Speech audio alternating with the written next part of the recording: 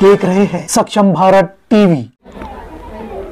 आपण आलो आता सुजाता टेम्पल, ज्या ठिकाणी तथागत बुद्धांना सुजातांनी खीरदान केलं आणि ती खीर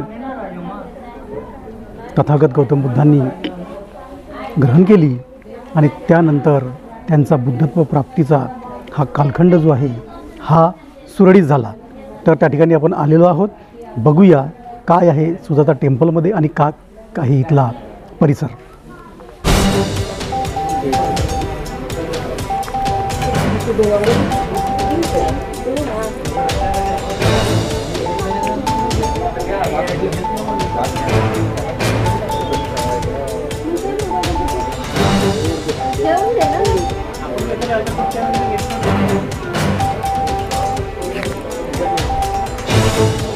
इथं पण विशाल काय वडाचं झाड, वटवृक्ष त्या ठिकाणी इथं पाहायला मिळत आहे।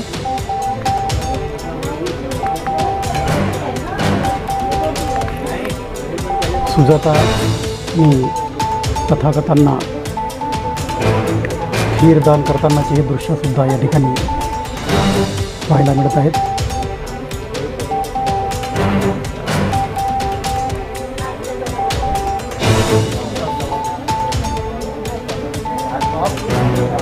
पाहू शकता पूर्ण परिसर,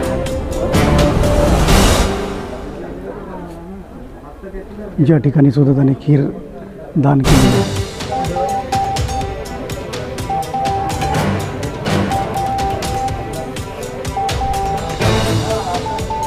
खीरदान करतानाचा प्रसंग सुद्धा या ठिकाणी मूर्तीच्या स्वरूपामध्ये दर्शवलेला आहे। या संपूर्ण परिसर सुजाता टेम्पल या नावाने आहे, ज्या ठिकाणी सुजातांनी तथागतांना खीर दान दिली व तथागतांनी ती खीर ग्रहण करून त्यांचा जो प्राप्तीचा जो कालखंड होता तो कमी कालखंडामध्ये बुद्धत्व त्यांना प्राप्त झाला।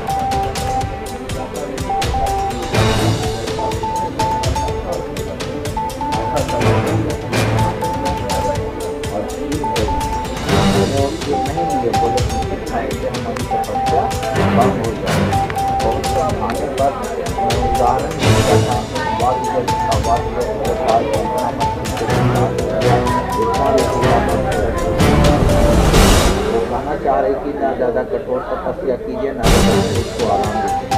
मार्ग का उन्होंने बात किया तो उनको बात को मान गया और उसको ग्रहण किया। उसके बाद वो निरंजना नदी है ना, निरंजना अभी तो नदी पड़ी है, उस जमाने में इस नदी में पानी हुआ करता है। स्नान करने के नाम दिया हुआ था, उसका परीक्षा लिया था।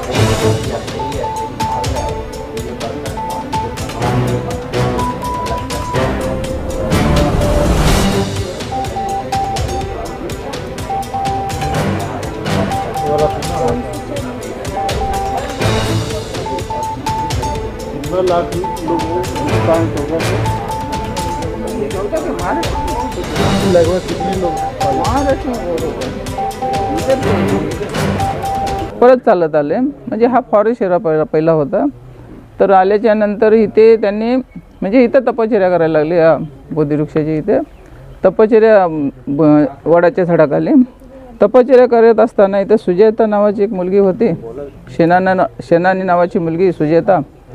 तिने म्हणजे एक संकल्प केला होता की मला जर मुलगा झाला, माझ्या घरामध्ये सुख शांती आली तर मी या वनदेवतेला खिरीचा नवस केला होता। मी खीर आणि फूल दीप लावून पूजा करेन। तिला मुलगा झाला, घरामध्ये सुख शांती आली। मग तिने या ठिकाणी ज्या दिवशी पूजा करायचं ठरवलं चैत्र पौर्णिमेच्या दिवशी, त्यावेळेस पूर्णा नावाची दासीला सांगितलं जाऊन तिथे साफसफाई करून ये। पूर्णा नावाची दासी इथे आल्याच्या नंतर मग तिने पाहिलं की या ठिकाणी एक अस्थिपिंजर झालेलं एक म्हणजे गृहस्थ बसलेला आहे। या ठिकाणी साधू अवस्थेमध्ये पोट आणि पाठ एक झालेली आहे आणि परंतु त्यांचा प्रकाश पूर्ण या ठिकाणी पसरत आहे आणि त्यांच्याबरोबर दुसरे 5 तपस्वी आहेत। मग ती सांगायला गेली सुजाताला की बाईसाहेब चला म्हणली, तिथे संपूर्ण देवता म्हणजे प्रसन्न झालेली आहे, प्रकट झालेली आहे। सुजाताने येऊन पाहिलं आणि मग सुजाताने या ठिकाणी खीर बनवून अगदी स्वादिष्ट चांगल्या प्रकारे खीर बनवली आणि या ठिकाणी आणून तिने भगवान बुद्धांच्या समोर म्हणजे सिद्धार्थ गौतमाच्या समोर तिने खीर दिली. आणि मग म्हणायला लागले की सिद्धार्थ गौतम हे ध्यान अवस्थेमध्ये होते डोळे मिटून. ती म्हणा देवा तुम्ही डोळे उघडा, माझी हे मी खीर आणलेली आहे, माझा नवस पूर्ण झालेला आहे, संकल्प पूर्ण झालेला आहे, तुम्ही खीर खा. परंतु त्यांनी विचार करत होता जर खीर खाल्ली तर माझं मी एवढी तपश्चर्या केलेली भंग होईल आणि नाही खीर खाल्ली तर मी जगू शकत नाही, पुढचा मार्ग भेटू शकत नाही, जगामध्ये दुःख आहे, हे दुःखाचा शोध मी लावू शकत नाही.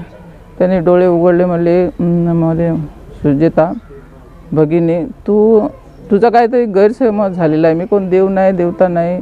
सिद्धार्थ माझं नाव सिद्धार्थ आहे, राजा शुद्धोधन कपिलवस्तू त्याचा मी मुलगा आहे, परंतु या जगामध्ये फार दुःख आहे आणि दुःख कसं नष्ट करता येईल याच्यासाठी मी घरदार सर्व पत्नी मुलं सगळी मी सोडून मी बाहेर पडलेलं आहे, तर मी कोण देवता नाही. तेव्हा सुजाता म्हणली तुम्ही कोणी असाल परंतु आत्ताच्या वेळेस मला तुम्ही देवताच आहेत असं वाटतं, तुम्ही माझी खिरीचं नैवेद्य म्हणजे भोजन करा खिरीचं. मग भगवंताने विचार केला, म्हणजे सिद्धार्थ गौतमाने त्यांनी जाऊन नदीवर आंघोळ केली आणि मग त्यांनी जे खीर खाल्ली आणि खिरीचं पात्र नदीमध्ये टाकलं की मला जर ज्ञान प्राप्त होत असेल तर हे पात्र उलट दिशेला वाहत जाईल आणि ज्ञान प्राप्त होणार नाही तर जसं आहे तसं पाणी तसंच जाईल. परंतु खीर खाल्ल्याच्यानंतर जेव्हा नदीमध्ये टाकले, बघा नदीमध्ये एक डोहा असतो मोठा, त्या डोहामध्ये एक नाग असतो मोठा आणि ती एक वेळ काल आलेली होती आणि त्या नागाने ते पात्र आपल्या तोंडामध्ये नेऊन डोहामध्ये बुडाला. आता त्याचा शोध लागलेला आहे इथे, म्हणजे जे पुरातन जे तलाव होतं त्याचा शोध लागलेला आहे. तर तिथे पण काम चाललेलं आहे, त्या ठिकाणी त्या डोहामध्ये ते बुडालं. मग सिद्धार्थ गौतमाला वाटलं मला आता ज्ञान प्राप्त होईल आणि मग सिद्धार्थ गौतमाने म्हणजे थोडीशी ऊर्जा आली आणि नंतर त्यांनी नदी पार करून बोधिवृक्षाखाली जाऊन बसले. पूर्ण ही जागा फारीचीच होती.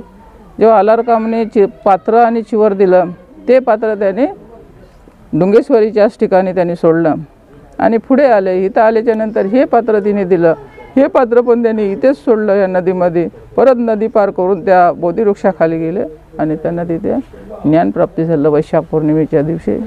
तर असं ह्या सुजेताचे खीरदानीचं स्थळ असं ह्या लोकांनी या ठिकाणी डेव्हलप केलेलं आहे, थोडं पैसे घेऊन. की आपल्याला हे नाही केलंच नसतं तर आपण कोणती जागा सांगितली असती की नेमकं कुठं झाड होतं, कुठं खीर दिली. तर यांना थोडे पैसे येतात असे हे लोकांना बसण्यासाठी पूजापाठ करण्यासाठी ही जागाचं डेव्हलप केलेलं आहे. तर अशी याची माहिती आहे. डुंगेश्वरी माताजी, डुंगेश्वरी आणि बुद्ध, डुंगेश्वरी म्हणजे एक पर्वत, ते एक पर्वतच आहे. डुंगेश्वरी हा पर्वत आहे ते. आणि त्या ठिकाणी पण बघा आता डुंगेश्वरी माता बसवलेली आहे. ते डुंगेश्वरी माता नाही, तेच बुद्धाच्या मूर्ती आहेत.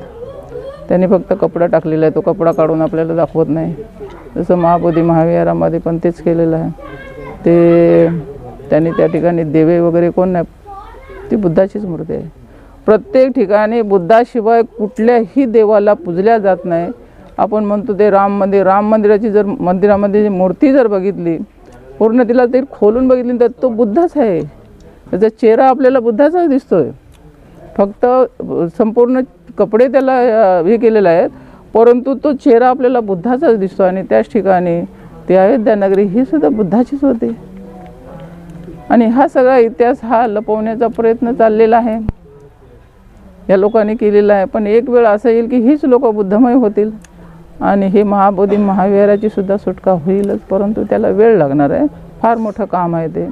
आता महाबोधी महाविहार हे एकच नाही, सम्राट अशोकाने 84,000 स्तूप लेण्या विहार 84,000 आपण बोलतो ना, मग 84,000 विहार आपण सरकारला म्हणतो आमचे कुठे आहेत. सरकार म्हणा तुम्हाला माहिती नाही तुमचं कुठे आहे ते, तुम्ही शोधा ना.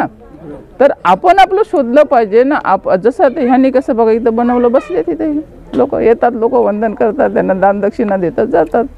तसे ज्या ठिकाणी आपल्या लेण्या, ज्या ठिकाणी आपलं स्तूप आहेत त्या ठिकाणी आपल्या समाजाने जाऊन आपली पूजापाठ चालू केली पाहिजे. असते निघून जातील, काही लढाई करण्याची गरज नाही.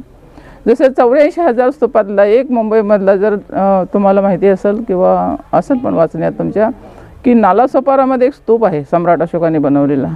त्या ठिकाणी हीच अवस्था होते.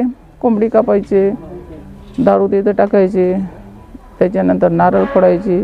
तो म्हणजे त्या ठिकाणी सीमाच म्हणत होती. इकडे मर्देस गाव, इकडं सोपारा गावाना मधली सीमा. तिथे लोक बाजार घेऊन बुधवारचे, आत्ता पण बाजार भरतो, तिथं आल्याच्या नंतर तेवढं काम करायचे आणि मग आपापल्या गावाला जायचे. पण जेव्हा आम्ही त्या ठिकाणी पूजा चालू केली, आपाप लोकांचं सर्व बंद झालं.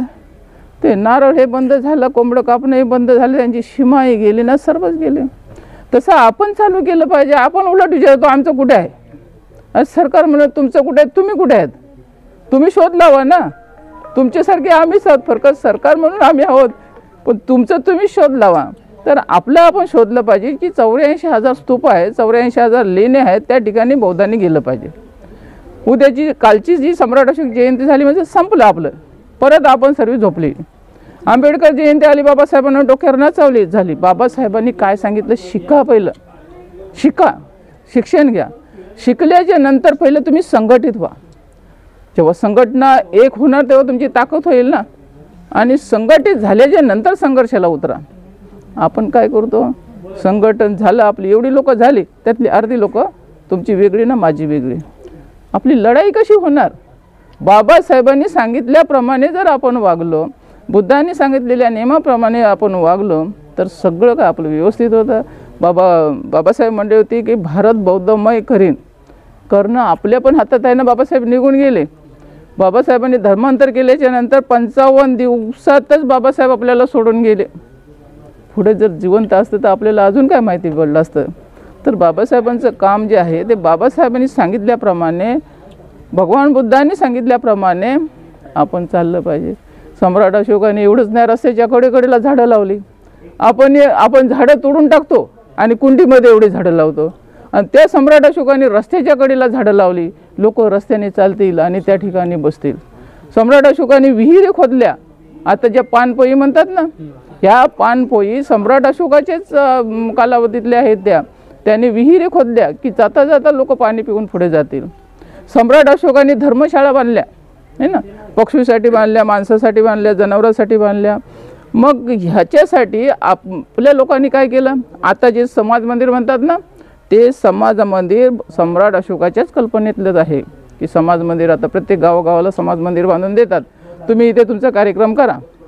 तीच कल्पना सम्राट अशोकाची होती की त्याने ते धर्मशाळा बांधली, झाडे लावली, पक्षींसाठी दवाखाने काढले. हे सगळं सम्राट अशोकाचीच कल्पना आहे. परंतु ह्या ठिकाणी आपण काय करतो, आता भांडतच राहिलं तर आम्हाला पाहिजे. कसं तुम्ही जा ना, तिथं तुम्हाला भेटेल ना. जिथे आहे ना तिथं जा. आज पूर्ण गिळलेलं जे त्यांच्या पोटात गेलेलं आहे ते काढणं फार मोठं आहे ना. ते काढणं फार मोठं आहे. म्हणजे आपल्या बापदादाच्या काळापासून भिक्षू बनायला कोण तयार नाही. सम्राट अशोकाला जर आपण मानत असलो तर आपला मुलगा जाऊ द्या ना, भिक्षू होऊ द्या ना, आपली मुलगी होऊ द्या ना. लाईफ टाईम नाही झाली तरी तुमची 2 वर्षे 5 वर्षाची थायलंडची परंपरा आहे की 2 वर्षे 5 वर्षे 10 वर्षाची होतात. अशा प्रकारे तरी होऊ द्या. संघ वाढू द्या, कुशल संघ वाढू द्या. भगवान बुद्धाच्या नियमाने चालू द्या. भगवान बुद्धांचे विचार आत्मसात त्यांना करू द्या. भगवान बुद्धांच्या विचाराने चालू द्या. बघा भारत हा बौद्धमय होतो का नाही.